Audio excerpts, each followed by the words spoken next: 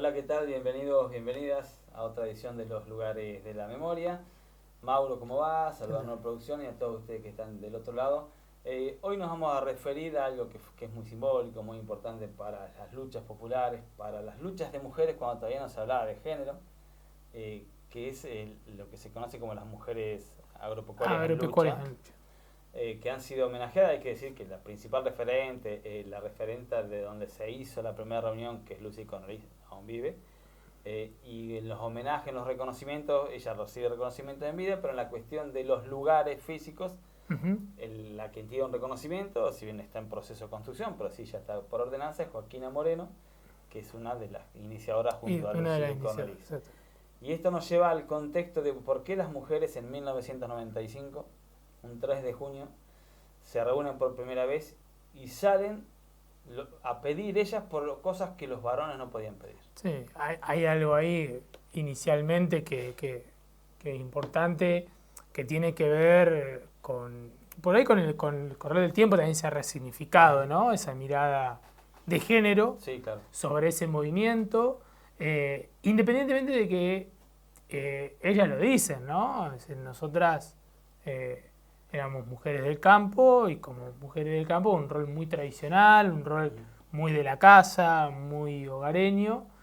Lo cierto es que durante las políticas de los años 90, pleno neoliberalismo menemista, hay una política, sobre todo de los sectores bancarios en general, incluso de los bancos provinciales como el Banco de la Provincia de La Pampa, de créditos agropecuarios, había que toda una promesa, ¿no?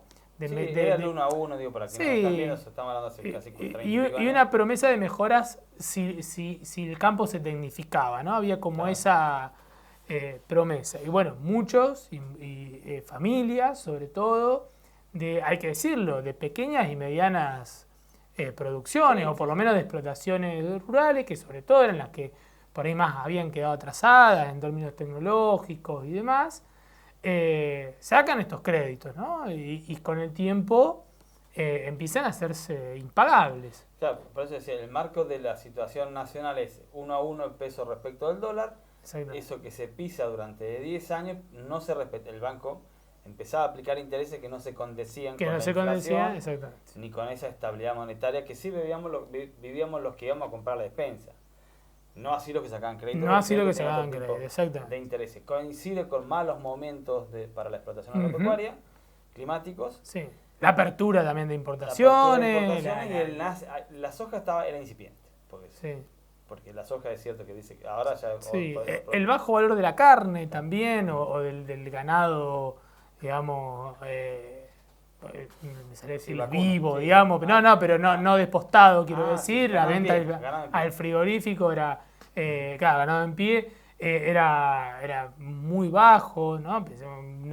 Ellos sacaban esa cuenta en ese momento, una vaca salía en venta a 150 pesos o 300 pesos. Claro, los que íbamos a la despensa, insisto, a la carnicería pagábamos la zona entre $1.50 y $2.50, claro. Nunca varió de eso.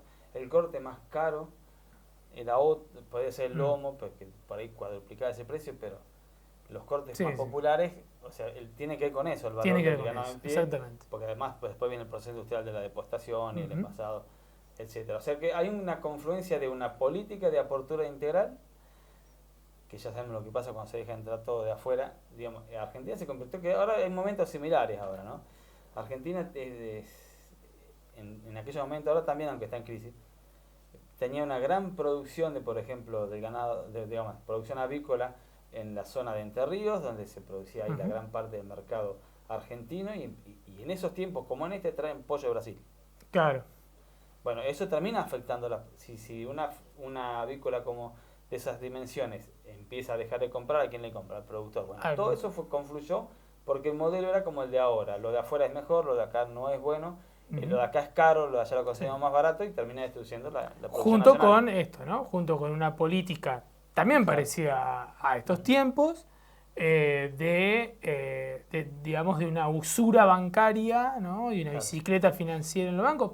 Obviamente con menor impacto en la cotidianeidad, porque el crédito en una familia común por lo general era muy difícil. La tarjeta de crédito en sí era algo todavía muy poco usado en términos de la cotidianidad del consumo hogareño, pero sí para quienes tenían algún tipo de pyme, podremos decir, que pueden ser explotaciones, en este caso explotaciones rurales pequeñas y medianas, o un comerciante, o alguien que tenía, no sé, una panadería o una cosa así. A partir de eso, de esas enormes deudas, comienzan a llegar las cédulas de remate, ¿sí? Y justamente un 3 de junio, que es la fecha, ¿no?, como insignia que se marca, 3 de junio del 95, Lucy de Cornelis, ¿no? Es la acción, en esto la acción individual dentro de un clima social importante, va hacia la radio de su pueblo en Winifreda y denuncia públicamente y hace un llamamiento al resto de las mujeres productoras rurales o esposas de productores rurales a defender aquello que con tanto trabajo habían logrado desde 2 generaciones anteriores, ¿no? Que básicamente es el campo. De hecho, y la reunión se va a hacer en su campo. Y la reunión se va a hacer en su campo. Yo decía al principio, porque los hombres estaban abatidos, porque veníamos, esto confluye, ya habían pasado 6 años de Menem. Con Menem empieza a aparecer como figura, a recuperarse si uno va al siglo XIX y principio del XX, la figura del desempleado, de que no hay laburo, no tenés trabajo, no tenés nada que hacer. Con el menemismo empezó a pasar eso que no era normal. Alfonsín tuvo una hiperinflación, pero en el índice macroeconómico Argentina vivía en pleno empleo. Entonces las mujeres toman partido o la decisión porque veían a sus maridos abatidos. Abatidos, sí. Y obviamente, querían defender la tierra, ahora vamos a ver a cuáles eran las acciones, querían defender su historia familiar y, por supuesto, su único medio de vida. Y es muy novedoso respecto de las formas de lucha. Y el género también, porque también pasa esto de que el hombre abatido por no poder ser el sostén de hogar, toma su lugar la mujer que habitualmente era la que esperaba que trajera todo para resolver la vida cotidiana. En el segundo bloque vamos a las acciones y nos vamos a referir a Joaquina Moreno, que las referencias quedaron en Lucy de Cornelis y en Joaquina Moreno porque además dio un paso a la política.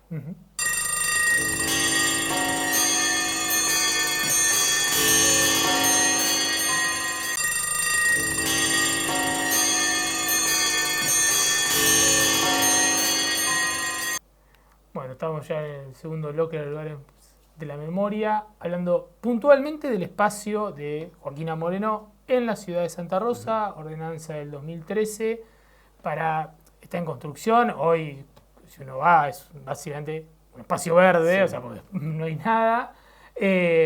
Pero para que nos ubiquemos, barrio Los Hornos, El Faro, atrás de la laguna, intersección de las calles Mena y Noguera, aproximadamente esa manzana, es la que se designa para que en un futuro allí haya algún parque, etcétera, pero que ya tiene el nombre en homenaje a Joaquina Moreno, un año después de su fallecimiento, fallece en 2012.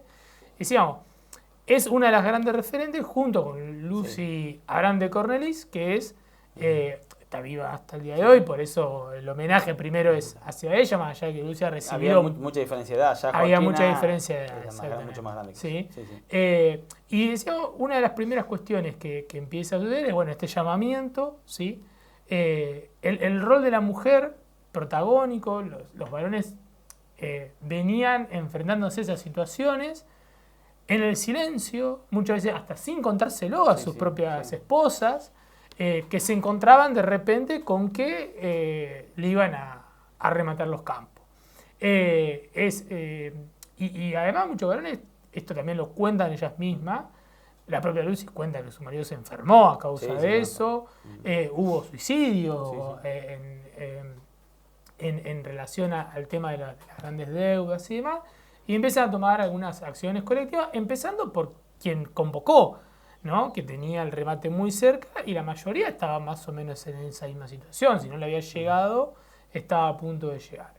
Entonces, primera cuestión es esta cuestión del sujeto, en este caso las sujetas históricas, que tienen que ver con las mujeres agropecuarias, algunas que ya se estaban haciendo cargo de eso, con sus maridos enfermos o ausentes por algún tipo, ya tenían que hacerse cargo del laburo cotidiano dentro del campo, más allá de que ya hacían.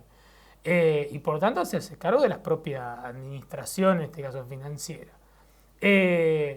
Y toman, ¿no?, la medida de al menos parar los remates, ¿no? Sí, esa decisión que va a ser precursora de otra asociación posterior, que va a ser lo mismo, pues va a tener relación con la vivienda, que es un gesto pacífico, pero abrumador para el momento. Es una acción de lucha que hay que decir que hoy, con el tiempo, se dice que cura todo. No eran bien vistas las mujeres agropecuarias en lucha. Me tocó vivir, tengo unos cuantos años, viví parte de esos procesos. Algunos decían, sí, pero este hizo esto con la plata. O sea, siempre estaba la mirada acusadora social. Y a nivel nacional gobernaban el mismo signo político que aquí. Si bien Marín no tomaba las decisiones, pero no tenían el apoyo que sí tienen hoy o tuvieron después de otro presidente peronista como fue Néstor Kirchner. Digamos, había toda una tensión ahí, porque eran como, bueno, quebraste porque quebraste vos. Sí. Entonces no había... Hoy el reconocimiento histórico y político que tienen, que es unánime, no se escapa nadie, ese reconocimiento hoy, no era, o sea, luchaban contra todo. Sí. Ella misma lo dice, no era solo contra el banco, era contra las propias políticas del gobierno, claro, contra la justicia, ¿no?, que era las que en definitiva ejecutaban muchas veces los remates. Y la metodología de lucha era básicamente irrumpir en los remates, ir pacíficamente al lugar donde se remataba, porque son remates públicos, y cuando el tasador o el rematador empezaba, empezará a cantar a gritos el himno nacional. El himno, después seguían, muchos se rezaban, obviamente había insultos de por medio, era una situación de tensión obvia, y en la mayoría de los casos empieza a tener primero el efecto positivo, que es frenar los remates, porque una vez que el remate se abría, si se veía que no había condiciones, el remate hay que cerrarlo, no es que uno dice, no, bueno, volvemos mañana, digamos, ¿no? Judicialmente había que cerrarlo. El acto público fracasa y se convoca nuevamente, ¿no? Ya con el antecedente de que, esta gente va a caer, ¿no? Claro. Y además empieza a ser una onda expansiva, porque si bien nacen en La Pampa, en Winifreda, en Trenel y demás, empiezan a convocarse de mujeres de otras partes de la provincia, Santa Fe, provincia de Buenos Aires. Entonces, a partir de eso empieza a haber incluso otras medidas. Una de las más recordadas es al año siguiente de que se forman, en el 8M, el Día Internacional de la Mujer, ya conformadas como mujeres agropecuarias en lucha, van hacia Plaza de Mayo, frente a la Casa Rosada, y hacen un tractorazo, ¿no? Mujeres agropecuarias conduciendo tractores, con la bandera argentina, ¿no? Reclamando una gran bandera tipo pasacalle, una gran bandera, encabezando la marcha. Entonces, ese tipo de medidas empezaban a tener una enorme repercusión ante una urgencia que era realmente una urgencia. En un momento hay una cifra que ellas mismas sacan, que es el Banco Nación tenía disponibilidad de remate cerca de 14 millones de hectáreas, ¿no? Contando todas estas, ¿no?, explotaciones medianas y pequeñas. Con lo cual era un gran remate y una privatización y extranjerización de mucha de la tierra agropecuaria que se producía en Argentina en ese momento. Ahí ya ha empezado, ya lo que termina resistiendo, que hoy pasa, pero hay que decir que ganaron la batalla, pero empiezan a resistir el modelo arrendatario, que es lo que venía del modelo el modelo agropecuario estaba relacionado con la familia propietaria, sucedía con sus herencias, sus sucesores, y los peones, bueno, en este caso empezó a ponerse ya con el mecanismo arranca el juego del alquiler, del alquilo y te pago a rinde, y depende cuánto rinda es tu ganancia, bueno. Y ya empezaba esto, empiezan los pools a aparecer, empiezan los grandes armados, porque lo asociamos hoy con esta medida neoliberal, porque eran armados internacionales. Otro punto de contacto hoy con la nueva reforma de la ley de tierras que quieren hacer, que también tiene que ver con esto, porque producto de estas luchas, de estas políticas liberales, después se va a poner un límite a la compra de tierras extranjeras, que es la del 15%. Que era el 15%. Pero en ese momento no lo había, o sea, estaban resistiendo el modelo completo, el modelo neoliberal completo y el modelo de, entre comillas, modernización, que le proponía al productor agropecuario que no solo era que vivía de eso y ganaba plata, no. También era su forma de vida. Le decía, anda a tu casa que yo te voy a pagar una renta suficiente para que no hagas nada. Bueno, también tenía que ver con los modos de vida. También.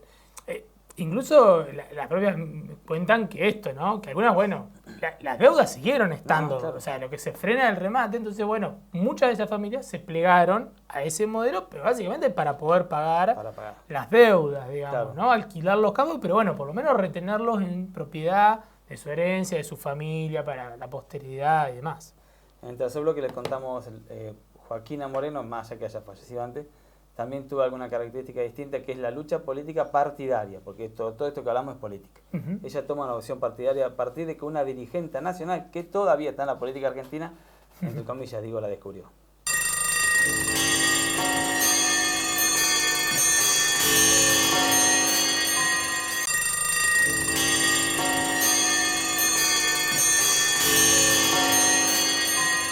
Bien, continuamos en este tercer bloque hablando sobre mujeres agropecuarias en lucha, pero en especial de Joaquina Moreno. Vamos a referirnos a ella ahora, que es de la que hay ya una plaza en su nombre, a menos de que esté construida, ¿no? Pero hay una ordenanza que ha dejado un espacio público para homenajearla a ella como una de las máximas referentes. Que en la escena pública eran las dos. Primero fue Lucy muy fuerte, Joaquina casi a la par, después siguió Lucy. Sí. Obviamente sigue haciendo en la actividad gremial agropecuaria, ya reconocida el movimiento, a nivel nacional. Dije hoy, cuando lo termino de contar, cuando lo conté, esto que ellas hacen, interrumpir remates cantando el himno, va a ser la forma de lucha, porque hubo otra gran crisis producto del menemismo.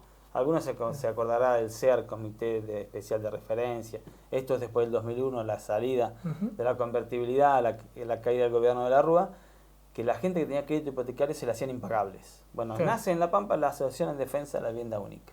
¿Qué metodología de lucha hace, que dura como 5 o 6 años y tiene el mismo éxito? Ir a cantar el himno en los remates. Ir a cantar el himno en los remates. Y lo suspendía. Esa suspensión no es que no paga, iniciaba una renegociación de deuda. Sí. La mayoría veía cómo y la mayoría ha logrado sostener tanto viviendas como campos, por supuesto que algunos lo perdieron. Sí. Pero eso es lo que hacía, la detención del remate te da una instancia más de charlar con el banco. De charlar. Sí. De hecho, ver qué hacemos, claro, cómo lo pagamos. De hecho, muchas de las instancias que tuvieron, un paréntesis, el pliego muchas veces, el pliego final que empiezan a llevar las mujeres agropecuarias, ¿no? No tenía solamente que ver con el CS y demás, sino además decía, bueno, hay que tener políticas hacia el sector, claro, políticas de producción, políticas tecnológicas, es decir, empieza a haber todo un modelo al respecto que iba más allá, ¿no? Y a la causa profunda de por qué se había llegado a una situación en donde se habían conformado deudas impagables. Tal cual. Sí, aparte cuestionando uno de los ejes económicos históricos, ¿no? Transversal de la historia argentina. Y estaban fracasando. Claro, ese que había sido el éxito de Argentina. El modelo agroexportador. Sí. Bueno, Joaquina Moreno, ¿quién la conoce? Las conoce a las dos, pero la opción partidaria la toma Joaquina, no así Lucy.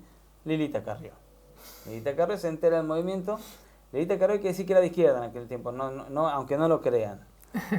Sus publicaciones salían en el diario más de izquierda que había, que era Página 2 en su momento, más allá que hoy tengo otra visión. Cuestionadora de la privatización, de la corrupción. Bueno, hoy es otra Lilita. Bueno, había llegado al gobierno con la alianza y genera su partido, se llama ARI, Argentino por una República de Iguales, quiere decir ARI.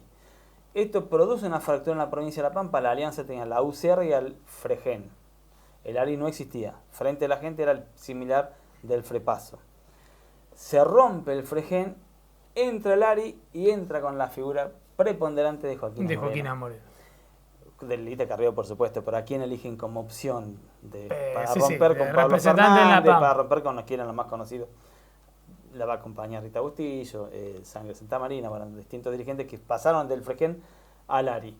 Hace una elección excelente en 2001 y acá hay un blooper, diríamos, si no sé cómo llamarlo, pero en 2001 ella va candidata a senadora, 2001 muy mal gobierno de la Rúa, enfrentando como ARI a la alianza, UCR-FREPASO, y los primeros resultados dan, recordemos que se eligen 3, salía segundo, el armado opositor salía segundo, o sea le toca uno, sí o sí salía segundo, y las bocas de uno la dan ganadora a Joaquina Moreno. Al punto que Juan Carlos Paso, que era el candidato a senador de la Alianza, que era el que perdía, salía segundo, pero estaban disputando la última banca, las primeras dos y la base del PJ. Hay una radio, la radio de la Arena, Radio Noticias, que seguía en vivo la transmisión de elección y pide salir al aire para felicitar a Joaquina Moreno porque ya era senadora electa. Después la sacan a Joaquín, habla. El resultado final es que no fue así. Es que no fue así. Se basaron en una boca de urna. Los votos no fueron así. Ya sabemos hoy que las bocas de urna fallan. Por poco, pero no fue. El senador fue Juan Carlos Paz. Pero ella toma esta decisión político-partidaria de decir esta lucha de mujeres en defensa de lo nuestro, porque lo nuestro puede ser lo que tenga en tu actividad o en tu forma de pensar. Tenía que tener una representación partidaria, la convenció la gente de Lita Carrió y fue. Sí, lo que muchas veces dan los movimientos, ¿no? Bueno, hay que plasmarlo en legislación, en representación más allá de ¿no? O no dejar solo en manos partidarias de alguno la representación de ciertos intereses, de ciertas luchas. Paso dado. Hay que decir que Joaquina no era del área, una persona grande. Joaquina era una trabajadora rural, vivía todo el tiempo en el campo. Bueno, entendió como opción política posible representar a la mujer en ese espacio. En un contexto de esto, ¿no? Lita Carrió, vista además, bien vista y de otro lugar. Algo también para darle relevancia. El movimiento de Mujeres en Lucha, si bien hoy tiene continuidades y demás, tiene como un punto de quiebre en 2003, que es donde ya definitivamente cesan los remates, y donde además cambian las políticas, hay un aireamiento. Va a aparecer la aparición de Néstor Kirchner. La aparición de Néstor Kirchner, como muchos de los movimientos. Pero sobre todo en el 2001, fue un movimiento que también se empezó a plegar a toda esa oleada del 2001, y ya incluso las medidas de lucha también se combinaban muchas veces con piquete, acompañando a los movimientos piqueteros, a los cacerolazos, ¿no? Al cierre de fábrica, porque en definitiva era parte de las consecuencias del mismo modelo, independientemente de cuándo empezaron. Bueno, de hecho, el movimiento piquetero también empieza más o menos en los mismos años. El movimiento piquetero arranca más o menos también por ahí, pero pasa que arranca en otra geografía, ¿no? Plaza Huíncul, Cutralcó. Teresa Rodríguez. Exactamente. Sí, más o menos 95, 96.